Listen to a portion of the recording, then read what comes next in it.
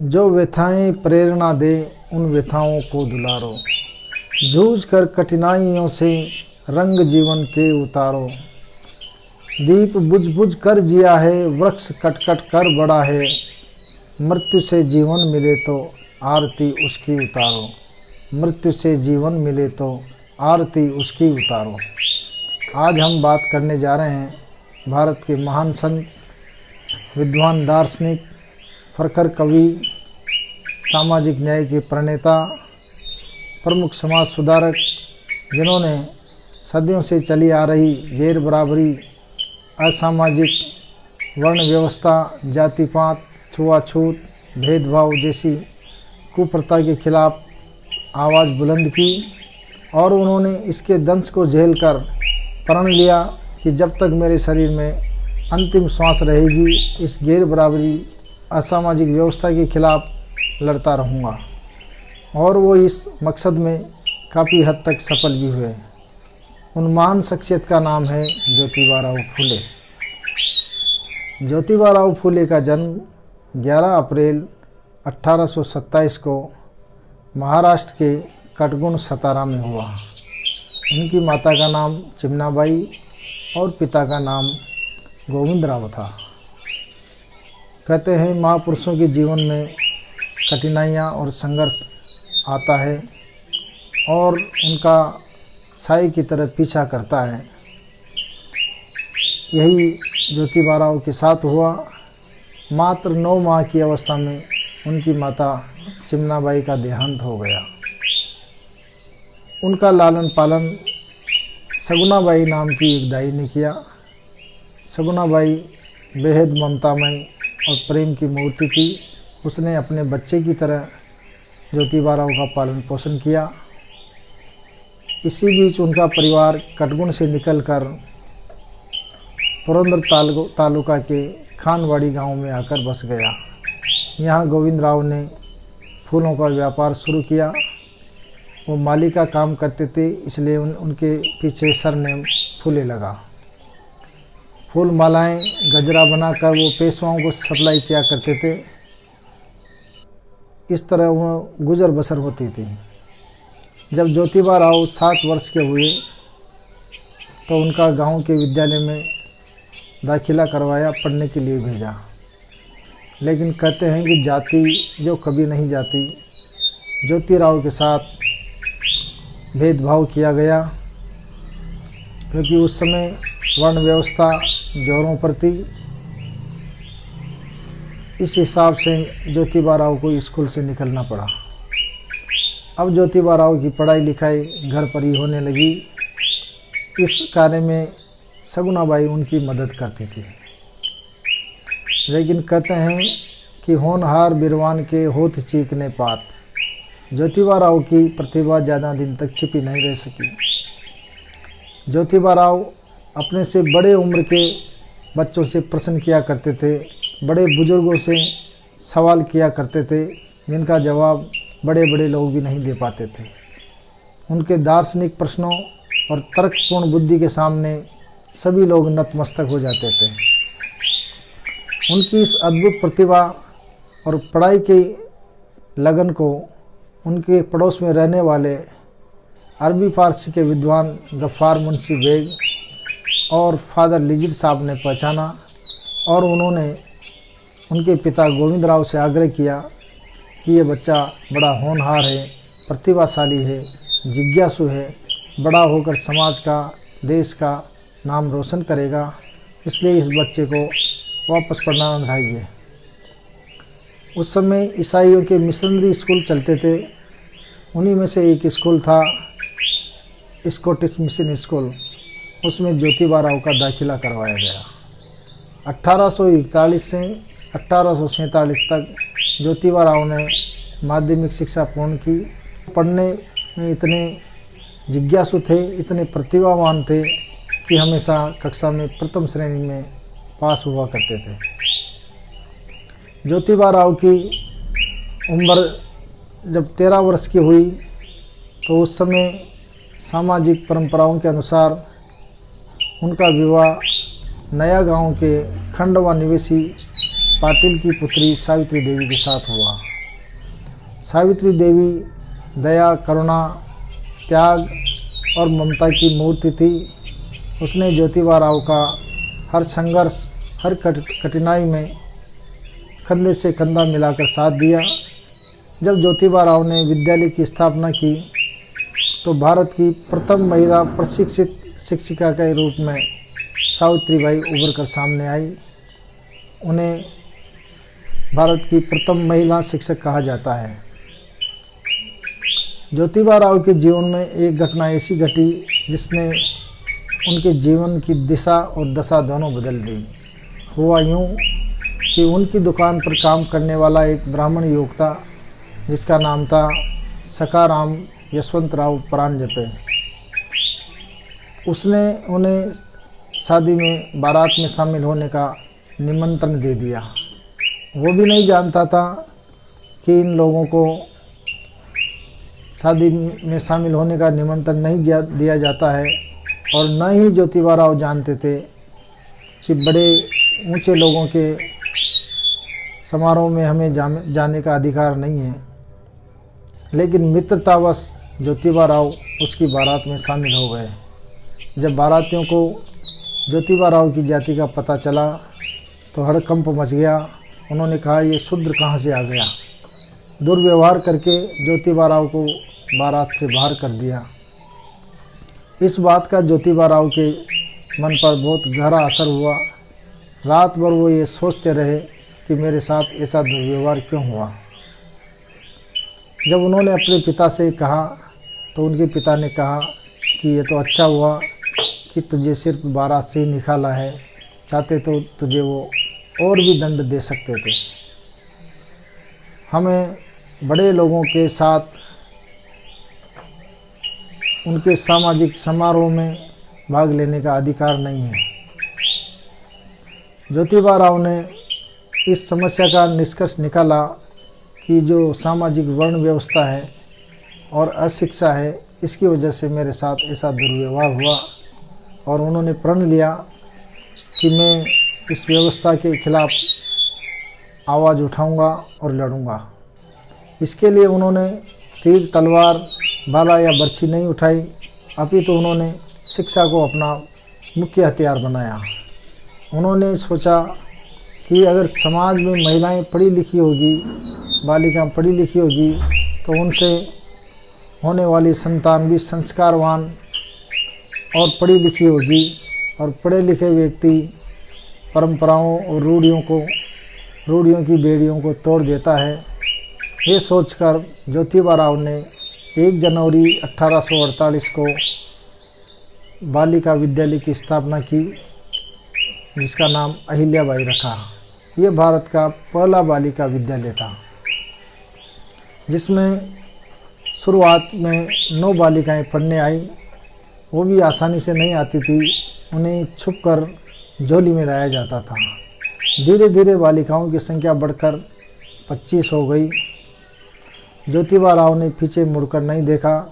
एक के बाद एक 3 विद्यालय खोल दिए, जिनमें बालिकाओं की संख्या बढ़कर 150 हो गई। हर वर्ग, हर जाति, हर समुदाय की बालिकाएं उनके विद्यालय में पढ़ने आती थी। उनके ब्राह्मण मित्र उनके विद्यालय में पढ़ाते थे, लेकिन जब उनके ऊपर समाज का दबाव पड़ा तो उन्होंने भी पढ़ाना बंद कर दिया।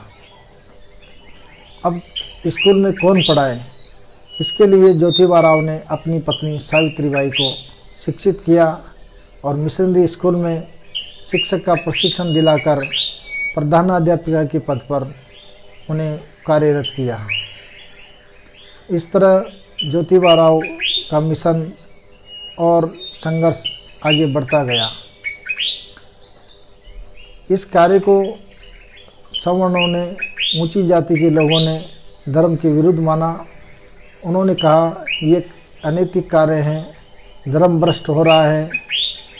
इसके लिए उन्होंने गोविंद राव के ऊपर दबाव बढ़ाया और कहा कि आपका लड़का धर्म के विरुद्ध कार्य कर रहा है, इसे रोको वरना हम तुम्हें समाज से बाहर कर देंगे। गोविंद राव ने ज्योति राव को समझाया कि हमारा काम बाग बगीचा की सेवा करना है, फूल मालाएं और गजरा बनाना है, ये पढ़ना लिखना ये काम हमारा नहीं है, तो ये काम छोड़ दें, इसी में हम सबकी भलाई है। लेकिन ज्योतिबा राव धुन के पक्के थे, उन्होंने ये काम नहीं छोड़ा और दबाव बढ़ाया तो ज्योतिबा राव से कहा कि या तो घर में रहना छोड़ दे या फिर पढ़ाना छोड़ दे। ज्योतिबा राव ने अपने पिता का घर छोड़ दिया, लेकिन अपना उद्देश्य अपना मिशन नहीं छोड़ा। पिता का घर छोड़कर ज्योतिबा राव और सावित्रीबाई निकल गए। फिर भी लोगों का मन नहीं भरा, लोग अपने मंसूबे में कामयाब नहीं हुए, तो 1856 में ज्योतिबा राव को मारने की कोशिश की गई। ज्योतिबा राव की जीवनी लिखने वाले धनंजय कीर लिखते हैं कि एक रात जब ज्योतिबा राव अपने घर में सो रहे थे तो दो व्यक्ति हाथों में चमचमाती तलवारें लेकर आए और ज्योतिबा राव को मारने लगे। ज्योतिबा राव ने उनसे पूछा कि भाई तुम मुझे क्यों मार रहे हो, मैंने तुम्हारा क्या बिगाड़ा है? तो उन्होंने कहा कि हमारा कुछ नहीं बिगाड़ा, हमें तुम्हें मारने के लिए 1000 रुपये मिलेंगे, 1000 रुपये के लिए हम तुम्हें मार रहे हैं। ज्योतिबा राव ने कहा कि अगर मुझे मारने से तुम्हें 1000 रुपये मिलते हैं तो शौक से मारो। ज्योतिबा राव ने अपनी पत्नी से कहा कि मेरी मृत्यु के बाद इन शूद्रों के बच्चों को तुम पढ़ाना लिखाना और संस्कार और शिक्षित बनाना, ताकि आगे जाकर इनके बच्चे चोर लुटेरे डकैत और हत्यारे नहीं बने, ये भी सुसंस्कारवान एक अच्छे इंसान बने।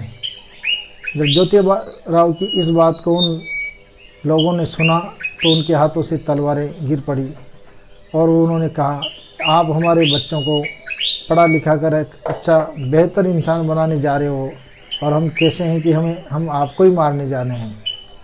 ये कहकर उन्होंने ज्योतिबा राव के पैरों में अपने सिर रख दिए और वो दोनों उनके शिष्य बन गए। बाद में जब ज्योतिबा राव ने गुलामगिरी पुस्तक लिखी तो उसमें उनका जिक्र है। उनमें से एक का नाम रोड़ी था, एक का नाम धोड़ी राव नामदेव। जो गुलामगिरी पुस्तक लिखी ज्योतिबा राव ने, उसमें धोड़ी राव को संबोधित करके ही अपना कथन किया। इस तरह ज्योतिबा राव का सिलसिला आगे बढ़ता रहा। 1873 को ज्योतिबा राव ने सत्यशोधक समाज की स्थापना की, जिसका उद्देश्य था गरीबों, वंचितों, दलितों, पिछड़ों, अति पिछड़ों समाज के लोगों को न्याय दिलाना। सत्य शोधक का मतलब होता है सत्य को शोधन करना। धर्मशास्त्रों में जो लिखा हुआ वह सत्य है, या जो जिसका हम शोधन कर रहे हैं वह सत्य हैं। जन्म से कोई नीच ऊंच कैसे हो सकता है? परमात्मा ने सभी को समान बनाया है। सूरज सभी के ऊपर समान किरणें बरसाता है, बादल सभी के ऊपर समान रूप से बारिश करता है।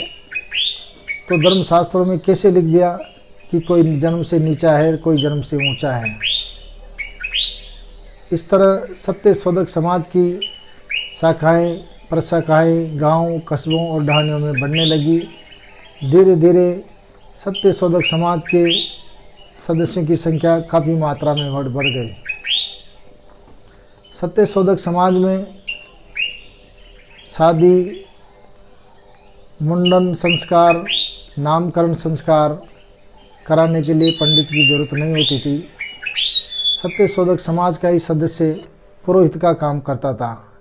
कई बार स्वयं ज्योतिबा राव ने भी पुरोहित बनकर विवाह संस्कार संपन्न कराए।